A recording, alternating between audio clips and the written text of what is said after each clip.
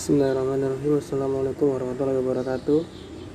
Sebelumnya perkenalkan, nama saya Fikri Nur Fauzan dari kelas PPK 2A Politeknik Hubungan Pertanian Malang.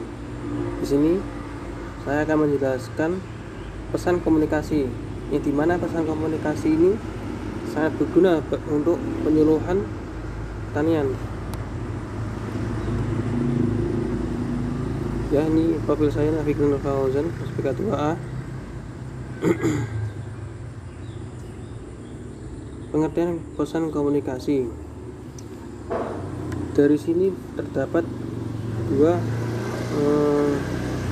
pendapat, yang dimana pertama, menurut Onong Effendi, pesan adalah suatu komponen dalam proses komunikasi berupa paduan dari pikiran dan perasaan seseorang dengan menggunakan lambang, bahasa, atau lambang-lambang lainnya yang disampaikan kepada orang lain. Pengertian pesan menurut Abdul Hanafi adalah pesan itu merupakan produk fiktif yang nyata dan dihasilkan oleh sumber encoder. Kalau berbicara, maka pembicara itu adalah pesan. Ketika menulis sebuah surat, maka penulis surat itulah yang dinamakan sebagai pesan. Menurut Sastrowerto tahun 1982, pesan adalah suatu kegiatan penting dan menentukan apakah gagasan yang ada dapat dituangkan secara pasti ke dalam lembaga yang berarti dan telah disusun demikian rupa sehingga menghindari timbulnya salah paham.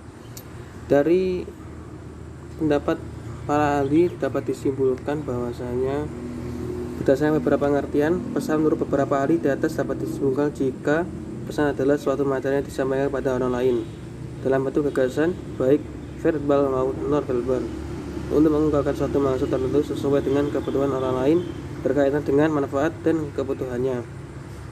Pesan adalah keseluruhan apa yang disampaikan oleh komunikator. Teori pesan dalam ilmu komunikasi. Yang pertama yaitu teori semiotik. Teori semiotik menjadi yang penting karena memberikan pemahaman terhadap pesan. Yang kedua yaitu teori sosiokultural, merupakan pendekatan terhadap peristiwa komunikasi yang memerhatikan pemahaman tentang bagaimana suatu struktur sosial masyarakat dimulai melalui cara kita berkomunikasi ataupun berinteraksi antara satu dengan yang lainnya. Yang ketiga yaitu teori tradisi sosiopsikologikal, merupakan teori yang melihat pilihan setiap individu dan strateginya tentang bagaimana cara agar maksud dari pesan tersebut dapat dimengerti. Yang keempat yaitu teori fenomenologikal, adalah teori yang melihat dari sudut pandang tradisi fenomenologi, di mana pesan diteliti melalui cara manusia melakukan interpretasi terhadapnya. Penerapan. Di dalam penerapan sendiri, seorang penyuluh perlu menerapkan keempat dari pesan komunikasi tersebut. Yang pertama yaitu komunikasi menjadi alat kendali atau kontrol. Yang kedua yaitu komunikasi berfungsi sebagai motivasi, yang dimana yang pertama tadi komunikasi menjadi alat kendali atau kontrol, yang dimana kita apabila berbicara dapat mengendalikan gaya bahasa kita pada orang lain yang menjadi komunikan. Yang kedua yaitu komunikasi berfungsi sebagai alat motivasi, yang dimana komunikasi kita kepada komunikan dapat memberikan perubahan kepada si pendengar. Kemudian yang ketiga yaitu komunikasi sebagai ungkapan emosional, yang dimana komunikasi sebagai ungkapan emosional sendiri meluapkan apa yang terdapat di pikirannya untuk berbicara kepada komunikan. Yang keempat yaitu sebagai alat komunikasi.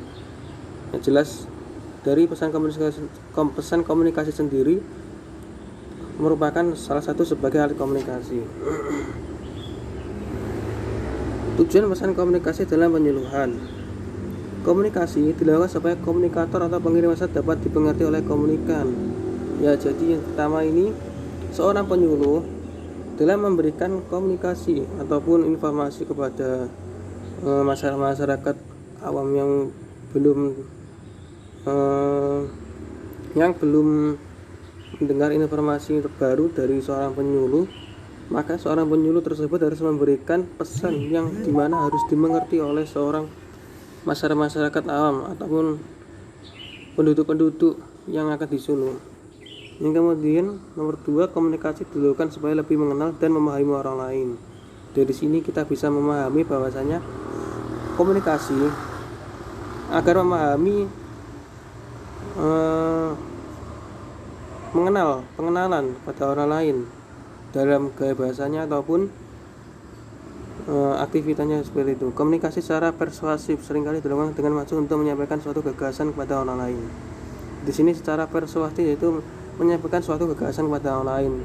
Jadi seorang penyuluh memberikan suatu gagasan kepada orang lain dengan tujuan tertentu. Yang keempat yaitu komunikasi yang dilakukan secara persuasif juga dapat membangun kesamaan persepsi orang lain.